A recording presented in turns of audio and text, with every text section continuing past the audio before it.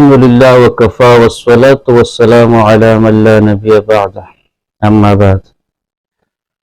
معزز و محترم ناظرین سامعین، آج کے ہمارے درس کا موضوع بریلی حضرات کی طرف سے مروجہ جشن عید میلاد النبی صلی اللہ علیہ وسلم کے متعلق ایک مغالطہ ہے کہ بہت سے علماء نے جشن عید میلاد النبی صلی اللہ علیہ وسلم پر کتابیں لکھی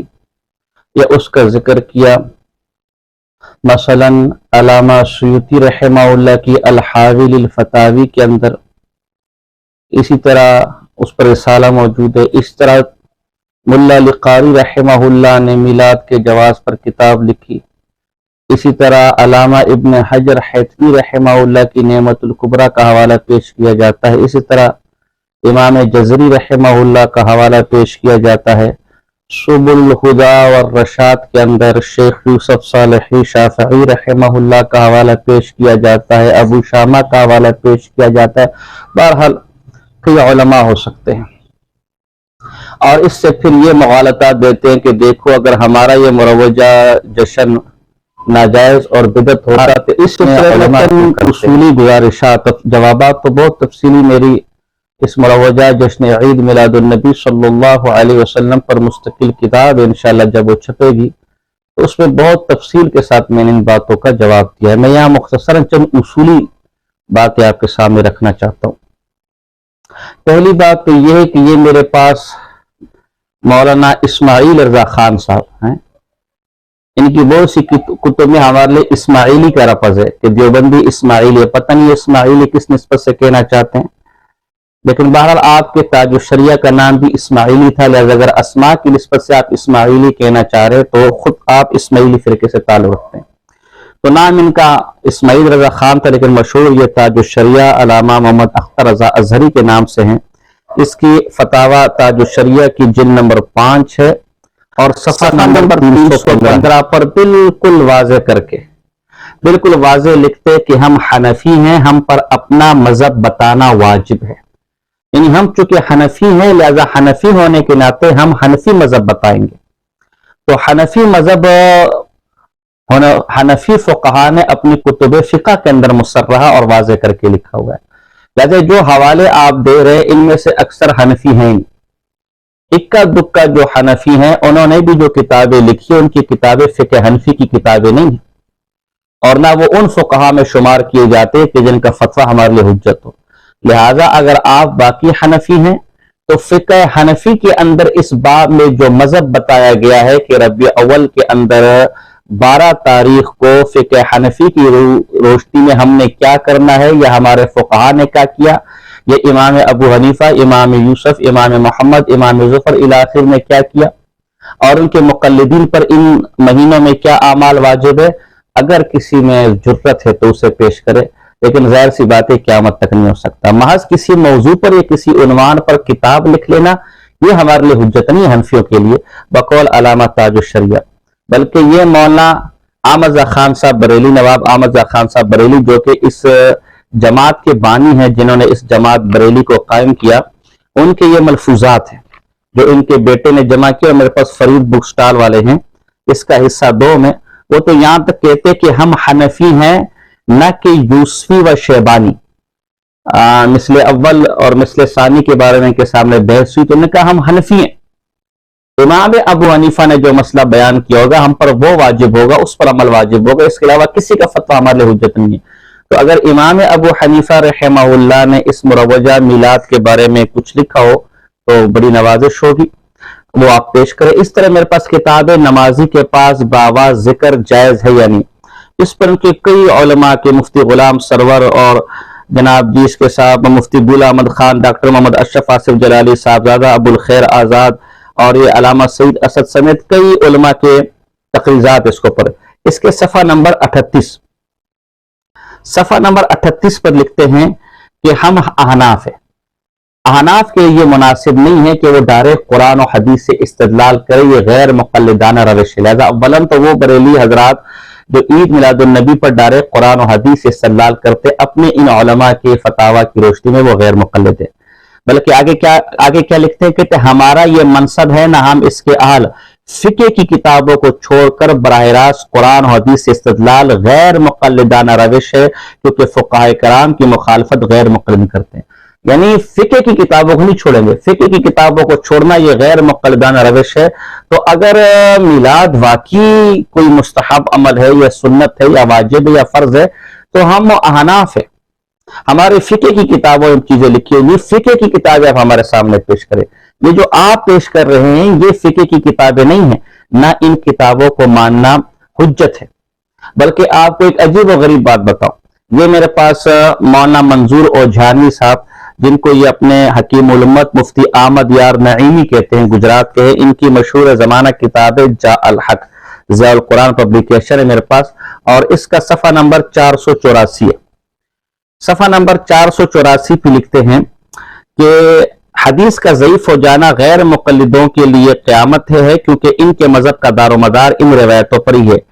الاخر ہم حنفیوں کے لیے کچھ مضر نہیں، کیونکہ حنفیوں کے دلائل یہ روایتیں نہیں ہیں، ان کی دلیل صرف قول امام ہے. ہم چونکہ حنفی ہیں، حنفیوں کی دلیل نہ قرآن ہے نہ حدیث ہے معاذ اللہ، بلکہ حنفیوں کی دلیل صرف قول امام ہے، یعنی امام ابو حنیفہ رحمہ اللہ. تو ملا علی قاری رحمہ اللہ یا علامہ سیوطی رحمہ اللہ کو کون پوچھتے ہیں میرے بھائی؟ یہ ابن حجر حیثمی کو کون پوچھتے ہیں میرے بھائی؟ ہم حنفی ہیں تو آپ امام ابو حنیفہ رحمہ اللہ کا قول پیش کرے کہ انہوں نے ربیع اول کے مہینے میں اور ربیع اول کی 12 تاریخ کو کیا کیا. اور یہ میں آپ کے اصول پیش کر رہا ہوں، آپ اپنے اصولوں سے ذرا اس کی وضاحت کریں. عذاب محض کسی موضوع پر کتاب لکھ لینا یہ اس کے حجت ہونے کی دلیل نہیں ہے. مثلا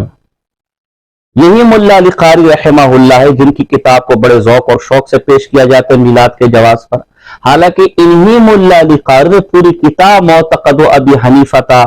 رحمہ اللہ لکھی ہے کہ نبی اکرم صلی اللہ علیہ وسلم کے والدین کے بارے میں امام ابو حنیفہ رحمہ اللہ کا اعتقاد، اور اس میں بار بار یہ لکھا ہے کہ امام ابو حنیفہ کا مذہب یہ ہے کہ نبی اکرم صلی اللہ علیہ وسلم کے والدین معاذ اللہ مسلمان نہیں تھے، ان کا کفر پر انتقال ہوا. یہ میں نہیں کہہ رہا، مولا علی قاری رحمہ اللہ حنفی کہہ رہے. اب کوئی بریلی بھی اس کتاب کو ماننے کو تیار نہیں ہے، بلکہ اگر آج یہ کتاب ان کے حوالے کر دی جائے تو شاید اس کو آگ بھی لگا لیں. تو اس کا مطلب یہ ہوا کہ کسی مصنف کا کتاب خود آپ کے ہاں بھی حجت نہیں ہے. تو اگر آپ عقیدے کے باب میں ملا علی قاری کی اس کتاب کو رد کر سکتے تو ہم اس باب میں ملا علی قاری یا دیگر علماء کی کتابوں کو رد نہیں کر سکتے. ابن عربی رحمہ اللہ کو یہ ہمارے بریلی حضرات بھی اپنا بزرگ مانتے ہیں، ہم بھی بزرگ مانتے ہیں. حالانکہ ملا علی قاری رحمہ اللہ کے خلاف پوری کتاب لکھی ہے الرد علی القائلین بوحدۃ الوجود، جس کے اندر لکھے کہ ابن عربی فی الدرک الاسفل من النار، جہنم کے سب سے نیچے گڑھے میں ہوگا معاذ اللہ. اور اگر ابن عربی رحمہ اللہ مشرک نہیں ہے تو دنیا میں کوئی بھی مشرک نہیں ہے. ہمارے بریلی بھی اس کتاب کو نہیں مانتے. اس طرح 20 علماء نے ابن عربی کے خلاف کتابیں لکھی، اس کے کفر پر کتابیں لکھی ہے، لیکن ہمارے بریلی بھائی ان کتابوں کو نہیں مانتے. تو جس طرح آپ یہاں ان علماء کی کتابوں کو نہیں مانتے، ان سے اختلاف کرتے ہیں، اسی طرح ہم بھی ملا علی قاری رحمہ اللہ کی اس باب میں کتاب کو تسلیم نہیں کرتے، یا اس باب میں ان کا کتاب لکھ لینا یہ اس عمل کے حجت ہونے کی دلیل نہیں ہے. بلکہ اس سے مزید بڑھ کر میں آپ کے سامنے بات کرتا ہوں. یہ میرے پاس مفتی محمد شریف الحق حمجتی شارح بخاری فقیہ اعظم ہند، ان کی فتاوی شارح بخاری ہے، اور اس فتاوی کا صفحہ نمبر 237 ہے. 237 پہ کیا لکھتے ہیں وہ لکھتے ہیں، وہ صفحہ نمبر 237 پہ کیا لکھتے ہیں؟ وہ لکھتے ہیں اولیاء کرام کی ارشادات سے فرض یا واجب یا مستحب ہونے کا ثبوت نہیں ہو سکتا. فرماتے جو اولیاء کرام ہیں ان کے اقوال سے نہ کوئی چیز فرض ہوتی ہے، نہ واجب ہوتی ہے، نہ مستحب ہوتی ہے. اور آگے عجیب بات لکھتے ہیں کہ اگر کسی کا یہ دعویٰ ہو کہ فلاں چیز فرض ہے یا واجب ہے یا سنت ہے یا مستحب ہے تو ضرور اس سے قرآن و حدیث سے دلیل طلب کی جاتی. ایک تو بزرگوں کے قول سے یا بزرگوں کی کتابوں سے کوئی چیز فرض واجب مستحب ثابت نہیں ہوتی. دوسرا اگر کسی شے کے بارے میں فرض واجب مستحب کا دعویٰ ہو تو اس کی دلیل قرآن و حدیث سے طلب کی جائے گی. اور کم سے کم، ویسے تو یہ دھوکہ دینے کے لیے کہتے کہ ہم میلاد کو مستحب سمجھتے ہیں، حالانکہ انہوں نے بھی کتابوں میں میلاد کو سنت، بلکہ الدر المنظم کے اندر تو فرض تک لکھا ہے، فرض علی الکفایہ اور واجب علی الکفایہ لکھا ہے. تو یہ اس کا مستحب ہونا یا فرض ہونا یا واجب ہونا یا سنت ہونا قرآن و حدیث سے ثابت ہوگا. یہ کسی مولوی صاحب کی، کسی شیخ صاحب کی، کسی امام صاحب کی جو ہو بھی متاخرین، جو خود اپنے مسلک کے اندر بھی فتوے کے لیے حجت نہ ہو، یہ ان کے اقوال سے ثابت ہے، یہ چیزیں نہیں ہوں گی۔ لہذا آپ اس بات میں یا تو قرآن و حدیث کے ساتھ مناقشہ کریں ہمارے، یا تو قرآن و حدیث کی دلیل پیش کریں جو آپ کے پاس نہیں ہے، یا پھر آپ فقہ حنفی کا مفتبی قول اس باب میں پیش کریں۔ یہ تو ایک اصولی بات ہوگی کہ کسی موضوع پر کتاب لکھ لینا یہ اس کتاب کے حجت ہونے کی دلیل نہیں۔ مولانا احمد رضا خان بریلی صاحب کے بارے میں سید سجاد علی قادری فتاوی رضویہ قدیم جلد نمبر 5 پہ لکھتے ہیں کہ انہوں نے ہر ایک سے اختلاف کیا، حتیٰ کہ صحابہ کرام رضوان اللہ تعالی علیہم اجمعین سے بھی اختلاف کیا۔ اور خود مولانا احمد رضا خان صاحب بریلی الزبدۃ الزکیہ جو انہوں نے سجدہ تعظیمی کی حرمت پر لکھا ہے، اس کے اندر امام مالک رحمہ اللہ کا قول نقل کیا، جس کو امام زاہدی نے بھی سیر اعلام نبلاء کے اندر نقل کیا ہے کہ امام مالک رحمہ اللہ نے پاک پیغمبر صلی اللہ علیہ وسلم کی قبر کی طرف اشارہ کر کے فرمایا کہ سوائے اس صاحب قبر کے ہر ایک کی بات کو قبول بھی کیا جا سکتا ہے اور رد بھی کیا جا سکتا ہے۔ تو اس لیے یہ آپ نہ کہیں کہ جی فلاں کتاب میں یہ لکھا اور فلاں کتاب میں یہ لکھا ہوا ہے، بلکہ اس باب میں جو فقہ حنفی کی مضبوط کتابیں ہیں اور اس پہ مفتبی قول ہے وہ پیش کریں۔ کتابیں تو ان علماء نے دیگر بھی کئی موضوعات پر لکھی ہے، لیکن آپ ان چیزوں کو تسلیم اور ان چیزوں کو نہیں مانتے۔ یہ میرے پاس دوسرا پہلو یہ ہے کہ اگر بالفرض اس موضوع پر کتابیں لکھی گئی ہیں تو علماء نے پھر ان کتابوں کا رد بھی کیا، وہ رد آپ لوگوں سے کیوں چھپاتے، وہ رد آپ لوگ کیوں نہیں بتاتے؟ یہ میرے پاس کتاب ہے شیخ الدلائل، اس کے اوپر لکھا ہوا ہے مولانا عبدالحق محدث الہ آبادی مرحوم، ان کی کتاب ہے الدر المنظم فی بیان حکم مولد النبی الاعظم، جو بریلی حضرات کیا مستند ترین کتاب سمجھی جاتی ہے اور کہا جاتا ہے کہ جس پر بڑے لوگوں نے تقریریں لکھی ہیں۔ چونکہ کتاب آپ کی طرف سے شائع شدہ ہے، لہذا نہ اس کے مواد سے ہمارا اتفاق ضروری ہے، نہ اس کی تقریروں سے ہمارا اتفاق ضروری ہے۔ اور اس میں کیا لکھتے ہیں؟ اس میں لکھتے ہیں کہ جو بادشاہ ظفر الدین تھا، اس کے لیے التنویر فی مولۃ البشیر النذیر کتاب لکھی گئی، لیکن اس محفل کو منعقد کرنے میں علماء کا اختلاف ہے۔ بعض علماء کرام نے اس محفل کے جواز میں کتابیں لکھی ہیں اور بعض نے عدم جواز پر۔ تو اگر محفل کے جواز پر کتابیں لکھی گئی ہیں تو عدم جواز پر بھی تو کتابیں لکھی گئی ہیں، تو عدم جواز کا قول آپ لوگوں سے کیوں چھپاتے؟ اب جب ایک مسئلے کے اندر خود علماء کا اختلاف ہو جائے، جیسے کہ یہ کہہ رہے صفحہ نمبر 332 پر کہ بعض نے جواز میں کتابیں لکھی ہے، بعض نے عدم جواز پر، اگر آپ یہ کہیں کہ عدم جواز والی کتب کیا ہے تو کسی شے کا ذکر نہ ہونا یا کسی شے کا منقول ہونا یا اس شے کے عدم ہونے کی دلیل نہیں ہے۔ جب آپ اس پر دلیل کا مطالبہ کریں گے تو ہم آپ کی کتابوں سے انشاءاللہ اس کو ثابت بھی کر دیں گے۔ اب اس موقع پر جب علماء ایک شے کو جائز لکھے اور بعض علماء ناجائز لکھے، جیسے کہ بقول آپ کے میلاد کو بعض علماء نے جائز لکھا ہے تو اس کے مقابلے میں ان علماء نے دیگر علماء نے اس کا رد بھی کیا ہے۔ اب اس بات میں اصولوں کی طرف ہم جائیں گے۔ اصول کیا ہے؟ یہ میرے پاس آپ کے علامہ مفتی بدر الدین احمد صدیقی قادری رضوی نوری کی فتاوی ہے، فتاوی بدر العلماء، اور یہ اس کا صفحہ نمبر 121 ہے۔ صفحہ نمبر 121 پر یہ اس حوالے سے ایک اصول نقل کرتے ہیں، وہ لکھتے ہیں کہ اب عامت المسلمین کی طرف سے سوال کھڑا ہوگا کہ ان دونوں اقوال میں سے کس قول پر ہمیں عمل کرنا لازم ہے۔ ایک قول جواز کا، ایک تو جواب بہت آسان ہے کہ ممنوعیت والے قول پر لازم ہے، عمل اس قول پر کریں گے جس میں منع کیا گیا، جس میں عدم جواز ہے۔ کیوں؟ کیونکہ جلب منفعت سے زیادہ اہم دفع مضرت ہے، کیونکہ جواز والے قول سے زیادہ نفع حاصل ہوگا، اور عدم جواز والے قول سے ہم اس نفع کی ضمن میں جو مضرات آئیں گی، جو نقصانات آئیں گے، جو مضرت آئیں گے، اس سے بچ جائیں گے، اور نفع کے مقابلے میں ضرر سے بچنا یہ زیادہ ضروری ہے۔ تو جن لوگوں نے میلاد کے جواز پر کتابیں لکھی ہیں، اس سے زیادہ نبی اکرم صلی اللہ علیہ وسلم کا ذکر ثابت ہو جائے گا، لیکن اس ذکر کی آڑ میں جو خرافات اس دن اور اس مہینے میں کی جاتی ہے وہ مجھے بتانے کی بھی ضرورت نہیں ہے، وہ تو آپ سب خود اپنی آنکھوں سے دیکھ لینا، اور دیکھا بھی ہوا، اب تو سوشل میڈیا بھی ہے، اب تو خود بریلی حضرات چیخ پڑے، اس پر بیانات، اس پر کتابیں ہمارے پاس موجود ہیں۔ تو چونکہ یہاں مضرت زیادہ ہے، لہٰذا مضرت کو دفع کرنا جلب منفعت کے مقابلے میں ضروری ہے، تو یہاں جن علماء نے عدم جواز پر فتویٰ دیا ہے اس پر عمل کیا جائے گا۔ ایک بات۔ اگلی بات، جن لوگوں نے میلاد پر کتابیں لکھی ہیں جیسا کہ آپ کہہ رہے، انہوں نے کیا لکھا ہے؟ آیا یہ جو آپ بارہ کو کر رہے،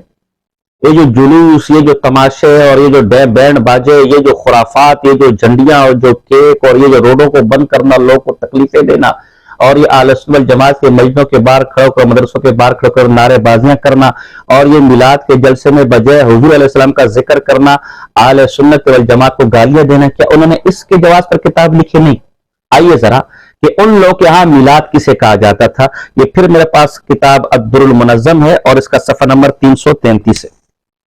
333 پہ کیا لکھتے ہیں کہ علامہ سیوطی نے کس جواز کے اوپر کتاب لکھی؟ وہ کیا کہتے ہیں؟ سیوطی اپنے فتاویٰ میں لکھتے کہ میرے نزدیک میلاد کی حقیقت یہ ہے کہ لوگوں کا اجتماع اور قرآن کریم کی تلاوت جتنی میسر ہو اور نبی کریم کے ابتداء امر والی روایات کو بیان کرنا، آپ علیہ صلی اللہ علیہ وسلم کی پیدائش کے وقت ظاہر ہونے والے معجزات کو بیان کرنا، پھر لوگوں کے کھانے کے لیے دسترخوان بچھانا اور کھانا کھا کر کوئی اور زیادہ کام کیے بغیر سب لوگ چلے جائیں، یہ میلاد ہے۔ یعنی حضور کی میلاد کا مطلب ہے کہ لوگ جمع ہو اور قرآن خوانی کرے، پھر نبی اکرم صلی اللہ علیہ وسلم کی پیدائش کے وقت جو معجزات ظاہر ہوئے تھے انہیں بیان کرے، اور اس کے بعد جو مناسب کھانا لگا وہ کھانا کھلا دے اور لوگ چلے جائیں، اس کے علاوہ کوئی اور کام اس کے اندر نہ ہو۔ لیکن اب جو بریلیوں کے خرافات سے پاک جلسے بھی ہیں، جو خرافات ہیں وہ تو ہیں ہی، جو پاک جلسے ہیں ان کے اندر بھی کیا کچھ ہو رہا ہے، ان میں وہ جلسے بھی میلاد، یہ والے تو قطعاً میلاد والے جلسے نہیں جو انہوں نے لکھا ہے۔ خود علماء بریلیوں کے ہاں بھی اب جو جس مقصد کے لیے میلاد تھا ہم اس مقصد کو چھوڑ چکے ہیں، جو اصل میلاد تھا وہ ہم کر ہی نہیں رہے، جس کے اوپر لوگوں نے کتابیں لکھی ہے۔ یہ میرے پاس مفتی سید صابر حسین صاحب جو مفتی منیب الرحمان صاحب کے مدرسے کے مدرس ہیں، اور مفتی منیب الرحمان صاحب کی تقریر بھی اس کتاب کے اوپر ہے، یہ عید میلاد النبی سنہ اور چند اصلاح طلب پہلو۔ یہ اس میں کیا لکھتے ہیں کہ آج کے میلاد کے جلسوں کا کیا حال ہے۔ آج کے میلاد کے جلسے اپنے اصل مقصد سے ہٹتے جا رہے ہیں، اپنے اصل مقصد کی طرف توجہ۔ صفحہ نمبر 24 ہے، صفحہ نمبر 24 پہ لکھتے ہیں صد افسوس کہ آج ہم میلاد شریف کی اصل سے دانستہ یا نادانستہ طور پر ہٹتے جا رہے ہیں۔ جو اصل میلاد تھا اس سے تو ہم ہٹ گئے، وہ تو ہم کر ہی نہیں رہے۔ اس طرح صفحہ نمبر 49 پر وہ کیا لکھتے ہیں، محفل میلاد پر اکتفا اور فرائض و واجبات سے پہلو تھے، ہم محفل میلاد پر اکتفا کر لیتے اور فرض اور واجب کو چھوڑ لیتے، اور خود علماء بریلیہ نے یہ لکھا ہے کہ بدعت سیئہ وہ بدعت ہے جو مغیر سنہ ہو۔ اگر کوئی ایسی بدعت ہو کہ جس سے سنت کے اندر تغیر اور تبدل آ جائے تو وہ بدعت صحیح ہے۔ تو محفل میلاد سے تو فرض اور واجبات کے اندر تغیر اور تبدل آ رہے، لوگ اسے چھوڑ رہے، وہ تو بدرجہ اولا آپ کے فتوے کی آپ کی اصول میں بدعت صحیح ہوگا۔ صفحہ نمبر 49 پر، صفحہ نمبر 48 پر یہ، اور صفحہ نمبر 49 پہ کیا لکھتے ہیں، کہتے ہیں ایک وقت جلسہ عید میلاد النبی صلی اللہ علیہ وسلم میں زیادہ تر علماء کرام کی تقاریر و بیانات ہوا کرتے تھے جن میں آپ صلی اللہ علیہ وسلم کے فضائل و مناقب، سیرت طیبہ، اخلاق حسنہ پر روشنی ڈالی جاتی تھی۔ گویا جلسے لوگوں کے لیے دینی معلومات کے حصول کا بہترین ذریعہ ہوا کرتے تھے، لیکن اب ان پر غیر مستند واعظین، زرق برق اور رنگین کپڑوں میں ملبوس لوگ فنکار نما نعت خوانوں کا قبضہ ہو چکا ہے، لہٰذا اول تو بیانات کے لیے وقت مختص نہیں کرتے، اور اگر کرتے بھی ہیں تو بہت کم، اور ان محافل کو صرف نعت خوانی تک محدود کر دیا جاتا ہے، جس کی وجہ سے لوگوں تک دینی معلومات نہیں پہنچ پا رہی، جس کا یہ نتیجہ نکلتا ہے کہ لوگ جیسے آئے تھے ویسے ہی لوٹ جاتے ہیں۔ اور صفحہ نمبر 63 پر کیا لکھتے ہیں، صفحہ نمبر 63 پہ لکھتے ہیں بعض اوقات تو موضوع سخن صرف میلاد شریف منانے کا جواز ثابت کرنا ہوتا ہے، اور ایسا بھی ہوتا ہے کہ ہر مقرر اپنی تقریر میں میلاد شریف کے جواز پر دلائل پیش کر کے اپنی تقریر ختم کر دیتا ہے اور جلسہ برخاست ہو جاتا ہے، حالانکہ میلاد منانے کا مقصد تو یہ تھا کہ خدا و رسول کی محبت مضبوط سے مضبوط تر ہو اور کتاب رسول کے مطابق عمل کرنے کا جذبہ پیدا ہو۔ اب یہ دیکھیں ان زمانے کے علماء کا میلاد جس پر میں کتابیں لکھی وہ صرف یہ تھا، قرآن پڑھا جائے، ہر آدمی کہ اس کے اندر قرآن پڑھا جائے، نبی کے صرف پیدائش کے معجزات کا ذکر کیا جائے، بس ایک جلسہ ہو مختصر، اور اس کے بعد ختم، نہ اس میں جلوس کا ذکر ہے، نہ اس میں خود لکھ رہے کہ اس سے زائد کچھ ہوگا، بس اتنی، اس سے زائد جو کچھ ہوگا اس کے جواز کی صورت نہیں ہے۔ اب ہمارے ہاں کیا، یعنی جو بریلی عرب کے اب کیا ہوتا ہے، جھنڈیاں، جلوس، روڈ بند کرنا، دیگر خرافات سمیت تو چھوڑو، خود بریلی علماء کہہ رہے ہیں کہ اصل جو میلاد کا مقصد تھا رسول اللہ کی سیرت کو بیان کرنا، اخلاق کو سنوارنا، یہ تو ختم ہو چکے ہیں میرے بھائی۔ اب کیا ہوتے ہیں، زرق برق کپڑوں والے نعت خواں آتے، بیان کا تو وقت ہی مختصر نہیں، اور ہوئے بھی بہت مختصر وقت، اور اس مختصر وقت میں بھی کیا کرتے ہیں، سارا زور میلاد کے جواز پر لگا دیتے ہیں، جو اصل میلاد کا مقصد تھا وہ تھا ہی نہیں۔ تو علماء نے جس مقصد کے لیے میلاد پر کتاب لکھی کہ وہ مقصد ہی فوت ہو گیا، تو خود ان علماء کی کتابوں کی روشنی میں یہ آج کا مروجہ میلاد بھی جائز نہیں، اس لیے کہ انہوں نے جو میلاد کا وہ آج کوئی مناتا نہیں ہے، اور آج جو میلاد منایا جا رہا ہے اس پر انہوں نے کتابیں لکھی نہیں۔ اگلی بات میں کہتا ہوں، بعض اوقات ایک چیز کسی زمانے میں تو جائز ہو سکتی ہے لیکن بعد کے زمانوں میں اس کی اجازت نہیں دی جا سکتی۔ مثلا جہان مفتی اعظم صفحہ نمبر 206 پر بریلی حضرات کے مفتی اعظم ہند مولانا مصطفی رضا خان صاحب کے پیر و مرشد کا قول منقول ہے کہ شاہ عبدالعزیز محدث دہلوی رحمہ اللہ 10 محرم الحرام کو امام حسین رضی اللہ تعالیٰ عنہ کی محفل منعقد کرتے تھے، تو وہ کہتے اگر میں ہوتا تو شاہ عبدالعزیز محدث دہلوی کو منع کر دیتا کہ ایسا نہ کیا کرے، کیونکہ بعد والے لوگ کہیں ہمارے ان اکابر کو رافضی نہ سمجھ بیٹھے۔ تو دیکھو اس زمانے کے حساب سے شاہ صاحب بقول آپ کے محفل منعقد کر رہے ہیں، لیکن اب اس زمانے کے حساب سے آپ منع کر رہے ہیں۔ اسی طرح ہم یہ کہہ رہے ہیں کہ اگر اس زمانے میں علماء نے محفل منعقد بھی کی، بعض نے یا بالفرق کتابیں لکھی بھی، تو اب چونکہ ان میلاد میں خرافات آ چکا ہے، فساق اور فجار اور بے دین اس میں داخل ہو چکے ہیں، تو کئی مستقبل کے لوگ یہ نہ سمجھ لیں کہ معاذ اللہ ہمارے اکابر بھی یہی خرافات اور فسق و فجور کرنے والے تھے، لہذا خود آپ کے مفتی اعظم ہند کے پیر و مرشد کے اصول اور فتوے کی روشنی سے بالفرض کسی زمانے میں جواز ہو بھی، بالفرض کسی زمانے میں کتاب لکھی گئی ہو، تو آج اس سے منع کیا جائے گا۔ آخری بات یہ ہے، مولانا مزا خان صاحب بریلی نے کسی مصنف تک کتاب کے ثبوت کے لیے دلیل یہ بنائی ہے کہ مصنف تک اس کتاب کی سند متصل ہو۔ اب جو ہمارے ہاں ان علماء یا اسلاف کی طرف جن کتابوں کی نسبت کی گئی ہے، اول تو وہ علماء کے درمیان معروف اور مشہور نہیں رہی۔ اس زمانے میں بس مکتبے اس کو چھاپ رہے۔ مولانا مزا خان صاحب بریلی کہتے ہیں کہ محض کسی کتاب کا مکتبے میں چھپ جانا یا مارکیٹ میں مل جانا اس کتاب کے مستند ہونے کی یا مصنف کے ہونے کی دلیل نہیں ہے۔ ثانیاً خود میلاد کے متعلق جو کتاب ہے ان میں تحریفات ہو چکی ہے۔ مثلا النعمت الکبریٰ کے اندر جو علامہ ابن حجر ہیثمی کی کتاب ہے اس کے بارے میں تحریفات کا ذکر تو خود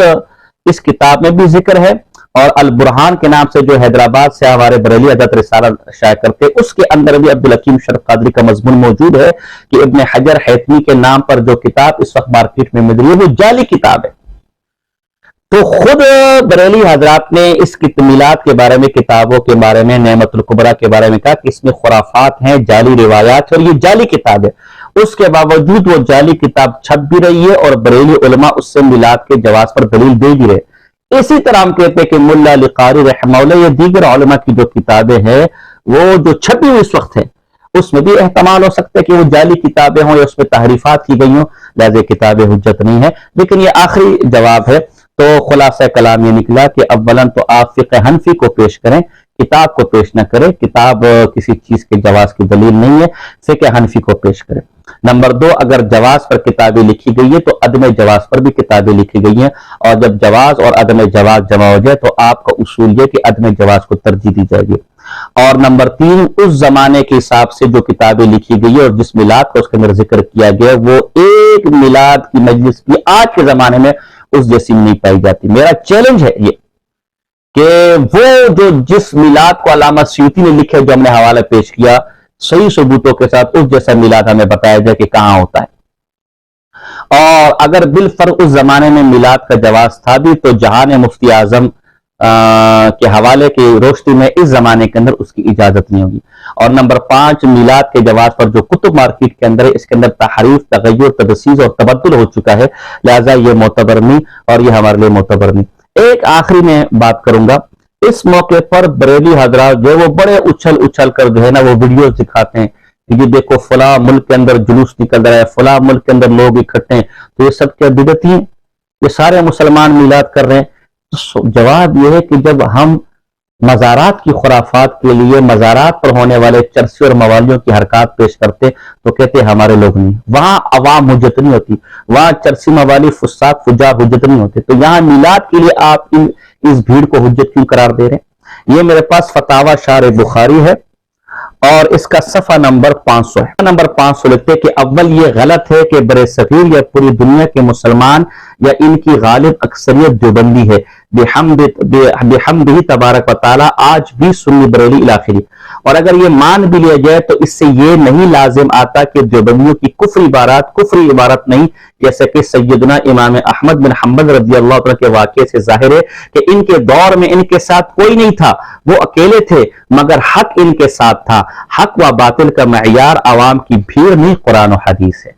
لہذا حق اور باطل کا معیار یہ جلسے جلوس اور یہ عوام کی بھیڑ، یہ فساق فجار، چرسیوں موالیوں شرابیوں کبابیوں کی بھیڑ نہیں، چاہے وہ پاکستان کے ہوں، چاہے وہ ہندوستان کے ہوں، چاہے وہ مصر اور قاہرہ اور چاہے وہ عراق اور شام کے کسی اور ملک کے ہوں، بلکہ حق اور باطل کا معیار قرآن و حدیث ہے۔ اور قرآن و حدیث سے قیامت کی صبح تک کوئی مائی کلال ربیع اول کے مہینے میں اور خاص 12 ربیع اول کے دن نہ تو جلوس، نہ تو جلسہ، نہ تو جھنڈی، نہ تو کیک، اور نہ ہی کسی بیان اور کسی میلاد کے عنوان سے کسی تقریب کا ثبوت پیش کر سکتا ہے۔